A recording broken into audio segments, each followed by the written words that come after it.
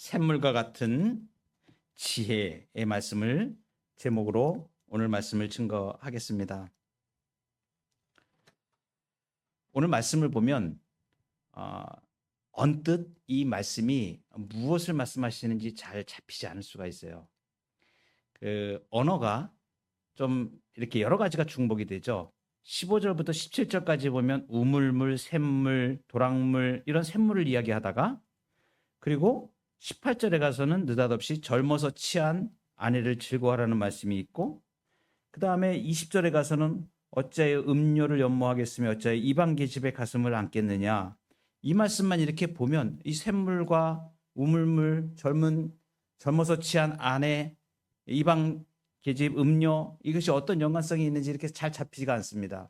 그래서 많은 사람들이 이 말씀을 해석을 하는 그러한 부분들을 보면 성적인 어떤 정결을 유지하고 정조를 지켜야 된다 하는 쪽으로 해석을 해서 윤리적인 도덕적인 해석을 하는데 사실은 이 말씀은 아주 깊은 영적인 의미가 있는 말씀입니다. 우리는 이제 이 앞에서 이 잠언서 5장에 나오는 음녀가 어떤 것을 말하는지 히브리어로 자라 이렇게 해서 들어보셨을 겁니다. 이 음녀 제가 존경하는 한 목사님은 아주 이 음녀를 정의하기가 굉장히 너무 어려워서 많은 그 영적인 묵상을 하시다가 율법의 낯선 여인이라는 표현을 쓰시는 목사님이 계십니다. 제가 존경하는 목사님이기 때문에 저는 충분히 이해가 됩니다. 율법의 낯선 여인. 그래서 이제 이 정의를 음녀를 율법의 낯선 여인으로 이렇게 정의를 하셨는데 이 음녀에 대해서 명확하게 정의를 한 분들이 그렇게 많지가 않습니다. 특히 잠언 말씀을 가지고. 근데 제가 존경하는 그 목사님은 율법의 낯선 여인으로 이것이 뭐냐면 육체의 정욕을 상징하는 상징어로 이렇게 보는 거죠. 제가 지지난 시간에 두 번의 강의 설교를 말씀을 드리면서 음녀에 대한 말씀을 드렸습니다. 그래서 육체의 정욕을 비롯하여서 세상 가치관 뭡니까? 한마디로 정의하면 지혜에 반대되는 지혜에 대적되는 개념으로 제가 말씀을 드렸죠. 저는 그냥 음녀 이렇게 표현을 지금 아직까지는 하고 있습니다. 성경에 있는 대로 그냥 음녀, 히브리어로 자라 이렇게 돼 있는데 그냥 우리 번역 성경에 음녀로 돼 있기 때문에 저는 그냥 음녀 이렇게 얘기하는데 그 의미를 상징 의미를 여러분들이 이제 이해를 하실 것입니다. 이것은 원래 그 지혜를 잠언에서는 어떻게 표현하냐 하면 여성형으로 표현을 합니다. 그래서 지혜로운 여인, 지혜, 여성형 명사로 이렇게 사용을 하는데 지혜에 대한 정의는 첫 시간에 저희가 했습니다. 그래서 하나님의 지혜이신 예수 그리스도를 말하고 또 하나는 그 예수 그리스도 안에서 우리에게 주신 명철한 이 삶의 통찰력, 하나님의 말씀을 의미한다. 이렇게 이제 말씀을 드렸죠. 그래서 지혜는 그러한 의미로 우리가 충분하게 이제 호크마라고 이야기하는 부분을 해석을 하고 오늘 이 5장 이 15절부터 23절 말씀은 여기에 입각해서 우리가 해석을 하는 것이 맞습니다. 왜 그러냐면 젊어서 5장 18절에 보면 젊어서 취한 아내가 나오잖아요. 그 아내가 나오고 그리고 거기에 대비되는 존재로 음료가 나옵니다. 그러니까 이 두 대상이 지금 대적이 되는 거예요. 그러니까 젊어서 취한 아내는 무엇을 상징하냐 하면 바로 우리가 공부한 호크마 지혜를 상징하는 거예요. 근데 그 지혜와 이렇게 병행법 이미지를 병행법적으로 시문학적인 기법으로 동의어로 사용하는 것이 지금 오늘 우물로부터의 물 그리고 거기 15절에 보면 5장 15절 네 우물에서 물을 마시며 그죠? 그다음에 네 샘에서 흐르는 물 그래서 샘으로부터의 물 우물에서의 물 샘으로부터의 물 이것이 바로 젊은 시절의 아내라는 이미지하고 동의적인 방법으로 사용되고 있는 용어라고 보시면 됩니다. 그래서 이것은 뭐냐면 다 이것은 뭘 얘기하냐면 지혜를 얘기하는 거예요. 그러니까 지혜를 얘기하고 그 뒤에 나오는 이제 20절에 나오는 음료는 이 지혜와 반대되는 육체의 정욕, 세상 가치관 이런 것들을 상징적으로 말하는 음료라고 보시면 됩니다. 그러면 이제 명확하게 이 말씀이 우리에게 주시는 바가 명확해집니다. 한마디로 말씀드리면 이 15절부터 23절까지의 말씀은 지혜의 소중함을 지금 말씀해 주시는 거예요. 그리고 음녀를 따라갔을 경우에, 유혹을 따라갔을 경우에 어떤 심판을 받게 되는가를 뒷부분에서 언급을 합니다. 그러니까 명확해지죠? 지혜의 소중함을 붙잡고 그 지혜의 말씀대로 우리가 살아갈 때에 그런 음녀를 따라갔을 때 당하는 심판을 받지 않고 하나님의 은혜를 우리가 누리며 살 수 있는 것을 말합니다. 그러면 첫 번째로 하나님의 자녀들은 지혜를 소중하게 여겨야 된다라는 주제가 첫 번째 주제입니다. 그것을 15절에 보면 너는 네 우물에서 물을 마시며 네 샘에서 흐르는 물을 마시라 이렇게 말씀하시죠. 이것은 어떤 것을 말하냐면 네 우물물을 마셔라. 네 우물이라고 그랬죠. 이건 이 우물은 지혜의 샘을 말하는 거예요. 그러니까 자신에게 주신 지혜의 샘을 귀히 여기라는 것입니다. 세상에는 수많은 정보와 지식과 유혹이 존재를 합니다. 그렇지만 뭐가 안전한 샘물인가? 진짜 샘물이 무엇인가를 우리에게 말씀해 주시는 거예요. 하나님께서 주신 지혜의 말씀, 믿음의 가르침, 이 지혜, 호크마, 영적인 통찰, 하나님의 말씀, 예수 그리스도 안에 있는 생명의 말씀, 이 지혜의 말씀이 가장 순수하고 안전한 샘물인 것을 말씀해 주시는 거예요. 그래서 네 우물에서 물을 마시라. 그러니까 다른 것에 눈 돌리지 말라는 말씀을 지금 하시는 거예요. 수많은 정보, 지식, 세상의 것들이 유혹할 때에 그걸 쫓아가지 말라는 거예요. 우리에게 유일한 생명의 샘물이 어디인가? 예수 그리스도가 생명의 샘물인 거죠. 그러니까 예수님이 주시는 말씀, 하나님의 진리의 말씀 가운데 우리가 거해야 된다는 것을 말하는 거예요. 이것이 이제 내 우물에서 물을 마시라. 우리의 샘물 16절 보면 어찌하여 내 샘물을 집 밖으로 넘치게 하며 내 도랑물을 거리로 흘러가게 하겠느냐. 샘물을 거리로 흘러가게 하지 말라. 이것은 뭐냐면 세속적 가치의 지혜를 흘려보내지 마라. 이런 뜻이 되는 거예요. 샘물을 거리로 흘러가게 하지 마라. 세속적 가치의 지혜를 흘려보내지 마라. 떠내려 보내지 마라. 그러니까 이게 뭐냐면 하나님이 주신 지혜를 소중하게 여기지 않으면 가볍게 여기면 어떻게 됩니까? 그냥 거리의 음녀에게 섞여버리는 거죠. 뭘 말하냐면 거리의 음녀는 육체의 정욕을 비롯하여서 인본주의, 물질주의, 쾌락주의 이런 것들이 상징적으로 표현하는 게 지금 음녀가 상징하는 거예요. 그러니까 뭐냐면 하나님이 주신 지혜의 말씀을 가볍게 생각하면 그냥 거리에 인본주의나 물질주의나 쾌락주의 속에 섞여가지고 순수성을 잃어버리게 되는 거예요. 그러니까 결국 자신의 삶도 왜곡이 되겠죠. 그래서 이 말씀 16절 말씀 바로 이것을 말씀하는 거예요. 샘물을 거리로 흘러가게 하지 마라. 세속적 가치의 지혜를 흘려보내지 말라는 말씀입니다. 인본주의, 물질주의, 쾌락주의에 휩쓸리지 말라는 것을 말하는 것이죠. 그리고 이제 17절을 보면 그 물이 네게만 있게 하고 타인과 더불어 그것을 나누지 마라. 이게 뭘 말하는 거냐면 네게만 있게 하라. 독점적인 사랑을 말하는 거예요. 세상적인 사고와 섞지 말라는 얘기입니다. 그러니까 하나님의 관점으로만 이해하고 따르는 거예요. 여러분 그래서 하나님만 사랑하고 하나님의 말씀만 따라가야 되는 거 이게 뭐냐면 배타적인 걸 말하는 거예요. 혼합주의를 배격하는 겁니다. 하나님의 말씀도 따라가고 세상 것도 따라가고 이게 아니라는 거예요. 같이 가는 게 아니에요. 그러니까 적당히 타협을 하고 세상 것과 하고 이렇게 하는 게 아니고 배타적인 걸 말하는 거예요. 그러니까 하나님의 말씀 이외에는 우리가 거기에 가치를 두지 않는 것을 말하는 거예요. 하나님의 말씀이 전부인 것을 말하는 거예요. 그러니까 하나님만이 전부예요. 우리에게는. 다른 것 섞이지 않고 하나님의 지혜는 배타적이어야 된다. 여기 배타적이라는 뜻이 어떤 뜻인지는 아시죠? 배타적이라는 것은 이걸 말하는 거예요. 남녀가 결혼을 할 때 남자가 한 남자와 한 여자가 만나서 결혼을 하잖아요. 그러면 이 남자는 이 여자만 자기 아내만 보는 거예요. 그죠? 자기 아내만 관계하는 거예요. 이 한 사람 외에 다른 여자들은 관계하지 않는 겁니다. 이게 배타적인 거예요. 여자도 역시 마찬가지죠. 자기 남편에 대해서만 남편으로 한 분으로만 만족하는 거예요. 그러니까 나머지 남자들은 배타적이죠. 거기에 대해 배타적이라는 게 그런 말이에요. 이 배타적이라는 건 굉장히 중요하면 독점적인 거죠. 그러니까 완전히 하나님의 말씀만 이것을 말하는 거예요. 하나님의 말씀만. 그러니까 이게 순수함을 말하는 거예요.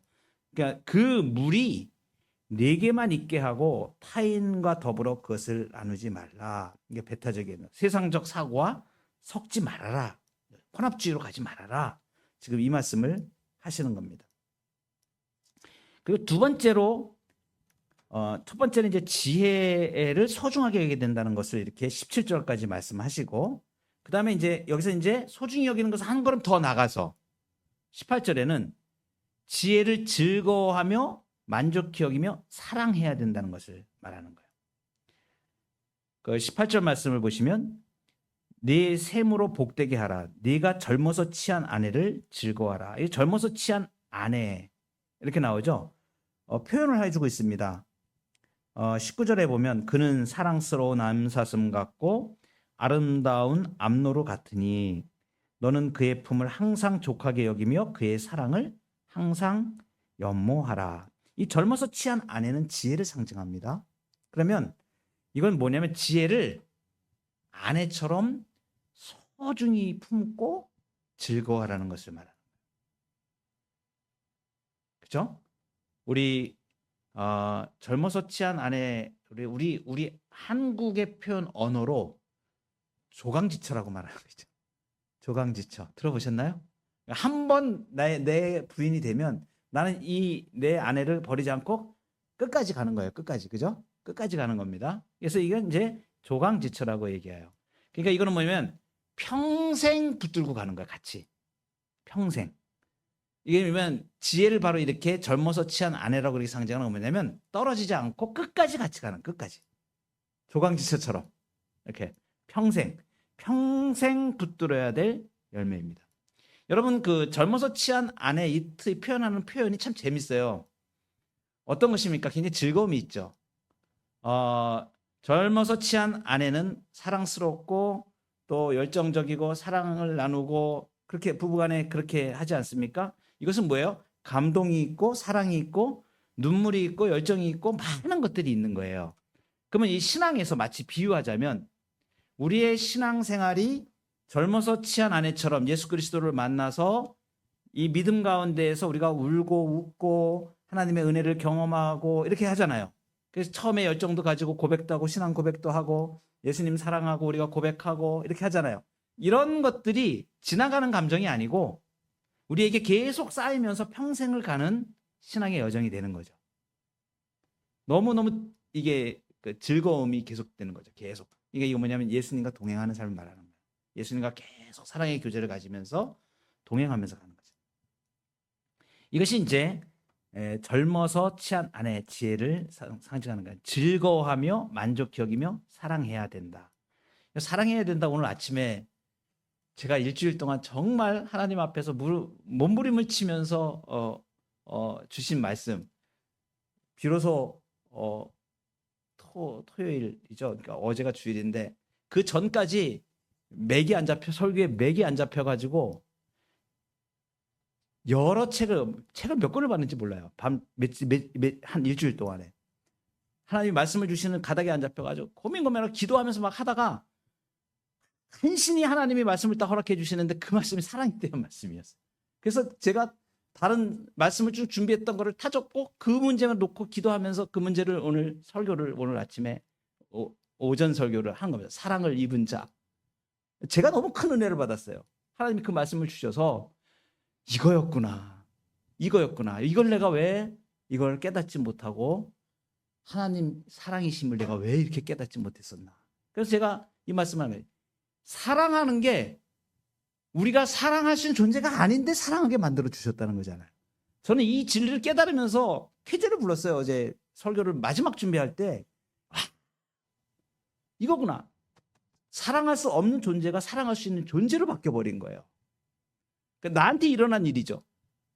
여러분에게도 동일하게 일어난 일, 예수 그리스도의 백성들에게 일어난 일이죠. 그 하나님의 사랑 안에 우리를 참여시키신 거거든요. 이거는 사람들에게 주어질 것이 아니었잖아요. 이 엄청난 사랑의 교제는 삼위 하나님 안에 있던 겁니다. 하나님이 계신 겁니다. 근데 그 하나님이 선하신 하나님이라는 거예요. 제가 어제 설교를 묵상하다가 이 선하신 하나님에 대해서 다시 생각하게 됐어요. 제가 하나님의 성품을 우리가 공부하지 않습니까? 그러면 선하신 하나님이 이렇게 얘기해요. 선하신 하나님. 성경에 무수히 많이 나옵니다. 선하신 하나님에 대해서. 이 선하심에 대해서 정의를 못 찾고 제가 많이 헤맸던 적이 있어요. 어느 정도의 개념은 잡아놨었는데 어제 이 사랑에 대한 하나님이 사랑이신 것을 제가 고백하면서 정말 선하신 하나님이시구나. 그 선함이, 하나님의 선하심은 그 사랑 가운데서 완전하게 나오는 거구나.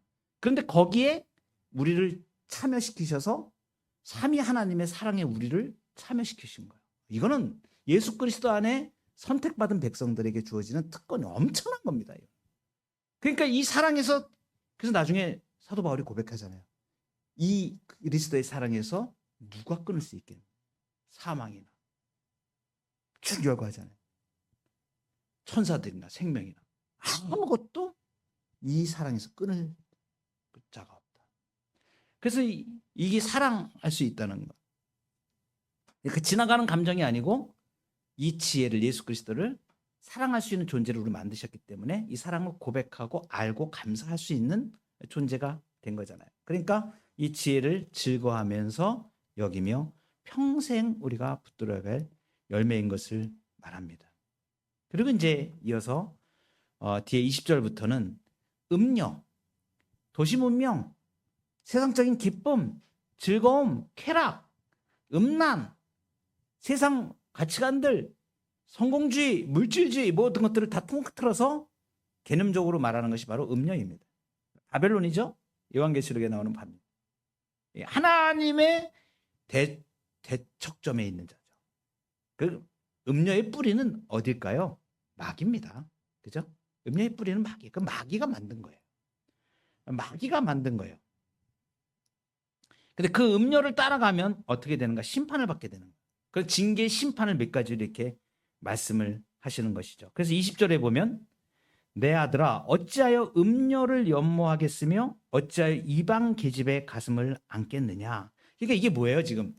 젊어서 취한 아내, 지혜를 사랑하지 않고 음료를 사랑하는 거예요. 낯선 여인을 사랑하는 거예요. 그러면 하나님 앞에 심판을 받게 되는 거예요. 그래서 이제 이걸 지금 말하는 겁니다. 그 21절에 보면 대저 사람의 길은 여호와의 눈앞에 있나니 그가 그 사람의 모든 길을 평탄하게 하시니라. 그러면서 이제 22, 23절이 하나님께서 내리는 징계의 심판이에요. 첫 번째 이 심판 세 가지인데 첫 번째 22절에 보면 악인은 자기의 악에 걸리며 그 죄의 줄에 매이나니 이렇게 말씀하시죠. 22절. 자기의 악에 걸린다. 자신이 지은 죄에 스스로 덫에 걸리는 걸 말하는 거예요. 그 죄의 줄에 매이는 건 뭘 말하면 죄가 만든 올가미에 딱 걸려드는 거예요. 이거 올가미 아세요? 그 시골에 가면 예전에 그 짐승 잡을 때 이렇게 올가 가지고선 줄을 갖다 거기에 발이 딱 걸리거나 목이 걸리거나 그러면 탁 이게 쪼여매잖아요. 그렇게 되도록 이렇게 만드는, 이렇게 짐승 사냥할 때 만드는 거잖아요. 딱 걸려 들어가면 딱 이렇게 조이잖아요. 잡잖아요, 짐승을. 그건 이제 올가미죠. 이게 죄의 줄에 매이는 게 바로 이 올가미에 묶인다는 걸 말하는 거예요. 그러니까 결국 이게 뭐냐면 악인이 자신의 죄로 인해서 스스로 묶이고 결국 죄가 만든 감옥에 내적 생명이 갇히고 무너진다는 걸 말해요. 그래서 하나님이 내리시는 징계의 첫 번째 심판이 뭐냐면 내적 생명이 무너지는 심판입니다. 내적 생명이 무너지는 거예요. 그러니까 하나님이 인위적으로 심판하지 않으셔도 죄 자체가 올무가 돼서 사람을 잡아가는 거죠. 죄가 물고 가버리는 거죠. 이렇게 죄가 꽉 죄에 끌려가 버려요. 죄에. 근데 하나님이 이게 무서운 심판이에요. 그냥 내버려 두시는 거. 죄 가운데 그냥 더러움 가운데 내버려 두시는 게 무서운 심판입니다, 이게. 그러니까 로마서 1장 24절에 이 말씀 하시죠. 그러므로 하나님께서 그들을 마음의 정욕대로 더러움에 내버려 두사 그들의 몸을 서로 욕되게 하셨으니 그들을 마음의 정욕대로 더러움에 내버려 두사. 이건 내적 생명이 무너지는 거예요. 죄가 이 사람을 이렇게 끌어가는 거예요. 그러니까 하나님이 심판하지 않아도 이 죄가 올무가 돼가지고 이렇게 꽉 올감해가지고 사람을 죄 가운데로 잡아가 버리는 걸 말이에요. 끌려가 버리는 걸 말이에요. 하나님이 그냥 내버려 두시는 거예요. 참 비참하죠. 우리도 그런 자였죠, 그죠?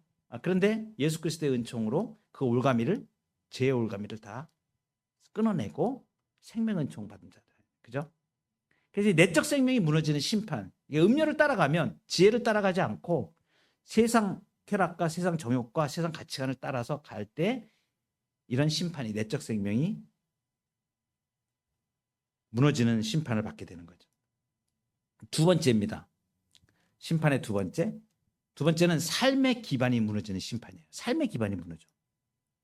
5장 23절 상반절에 보면 그는 훈계를 받지 아니함으로 말미암아 죽겠고 이렇게 얘기합니다. 훈계를 받지 아니함으로 말미암아 죽겠고 이랬습니다. 이 내용만 이렇게 해서 읽으면 훈계가 뭔지, 죽는다는 게 뭔지 이렇게 명확하게 드러나지 않잖아요. 근데 우리는 이제 공부를 했잖아요. 훈계가 뭡니까? 무사르라고 우리 얘기했죠. 훈계, 경건의 훈련을 말하는 거예요. 경건의 훈련에 따라가지 않고 지혜를 따라가지 않고, 그죠? 음료를 따라가게 될 경우에 어떻게 되는가? 이 삶의 기반이 뭐냐?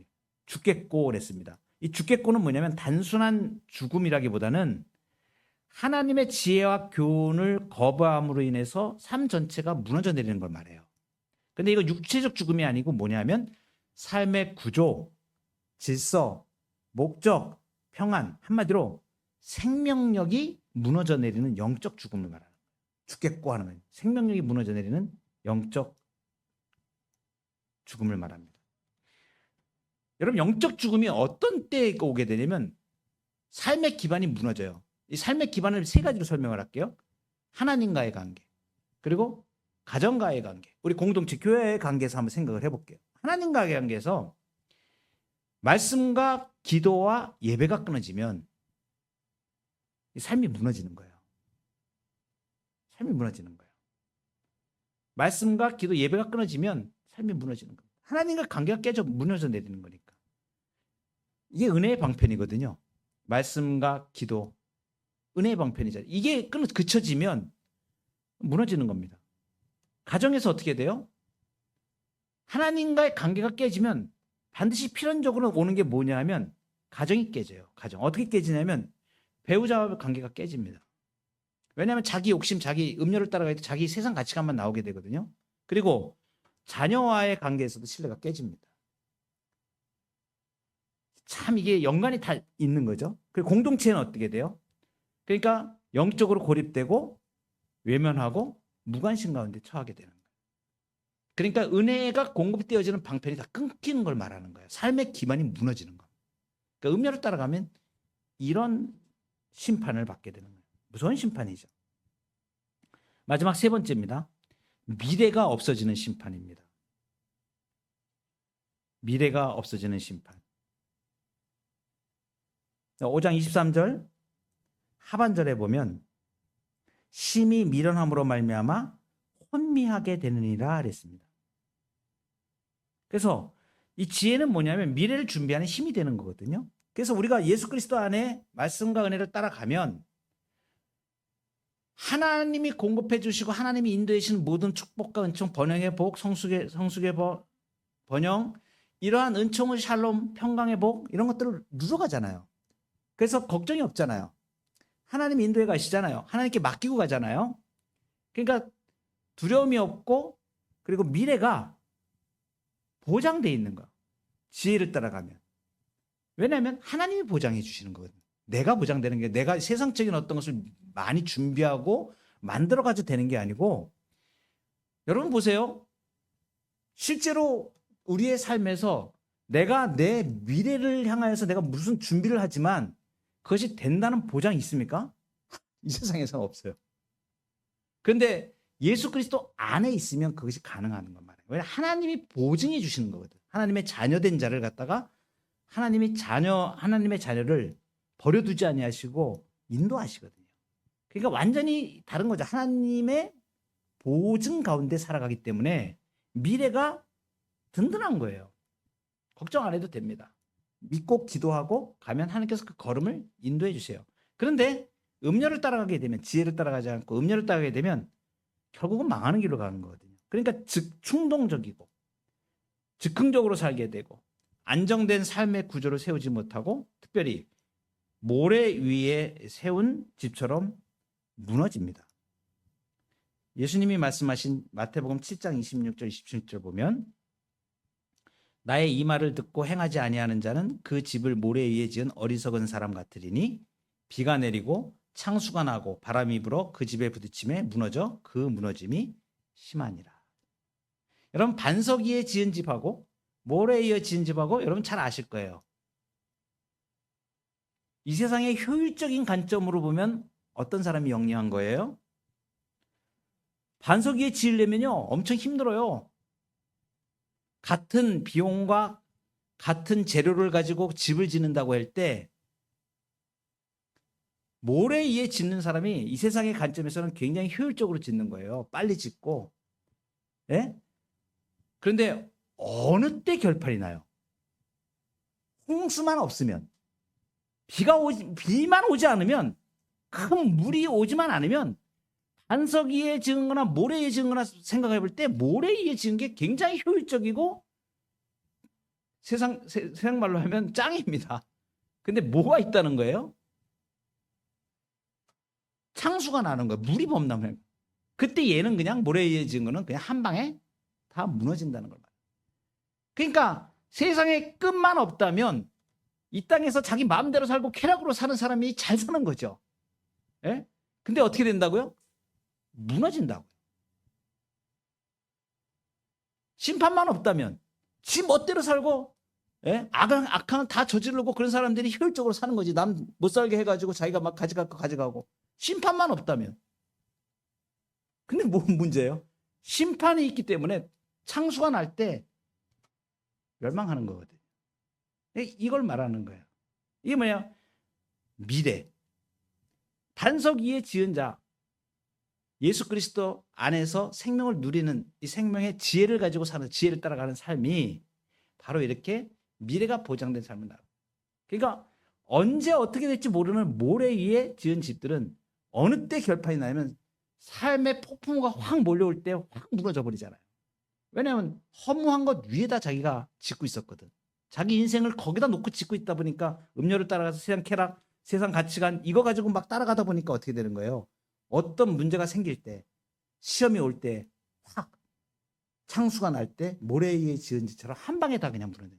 여러분 그런 분들 옆에서 보지 않으세요? 저는 많이 보는데요. 인생 무너지는 사람들 많이 봅니다. 어쩔 줄을 몰라야 해요. 안타깝죠. 저는 목회자로서 그분들이 이렇게 합니다. 당신 지금이라도 정신 차리고 예수님 잘 믿고 하나님 은혜 가운데 들어오면 당신 살 수 있어요. 너무너무 힘들어요. 힘들어해요. 왜냐하면 자기 삶에서 자기는 잘 나갈 거로 생각했거든. 그러다가 그렇게 잘 하다가 하나님 없이도 잘 될 것 같이 그렇게 살다가 그러다가 어떻게 돼요? 인생에 가장 엄청난 일들을 인생에서 겪으면서 뭘 그 사람들이 보는 거예요? 저는 옆에서 그게 보이거든요. 아, 모래 위에 지은 뻔해요. 자기 가치관, 세상 정욕을 따라 살았고 하나님 없이 살았고 그러다가 저렇게 망하는구나. 보이는 거죠. 옆에서 보면. 안타깝죠. 다른 거예요. 제가 교제하는 목사님하고 이 말씀을 드리다가 목사님 그렇죠. 가는 길이 다르죠. 그분도 아시는 거야. 그럼요. 다르죠. 망하는 자들과 흥하는 자들과 하나님 앞에 복 받은 자들과 그렇지 않은 사람들과 다른 거예요. 달라요. 완전히 다른 거예요. 근데 살면 살수록 이걸 더 너무 강하게 느껴요. 그래서 요즘 처음에는 제가 목회하기 전에 그럴 때는 안타까워하고 막 이랬는데 그 나중에 돼서는 이런 생각이 들어요. 예수님 없으면 꽝이다. 하나님 없으면 완전 꽝이다.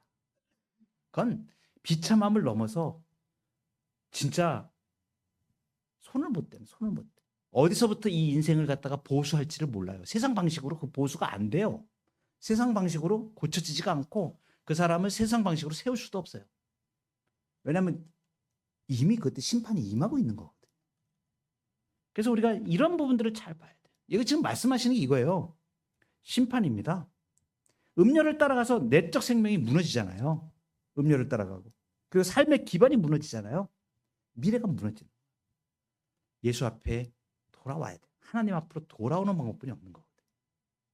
그러니 우리가 이 음료를 따라가지 않고 세상 유혹, 세상 정욕 따라가지 않고 하나님의 은혜로 눈 떠서 우리의 영안이 열려서 하나님을 사랑하며 예수 그리스도의 은총 가운데 거하는 것이 얼마나 복된 일입니까? 오늘도 우리를 그렇게 구원의 은총을 베풀으신 하나님 앞에 순종하며 믿음으로 지혜를 따라 사는 저와 여러분의 삶이 되기를 축복합니다.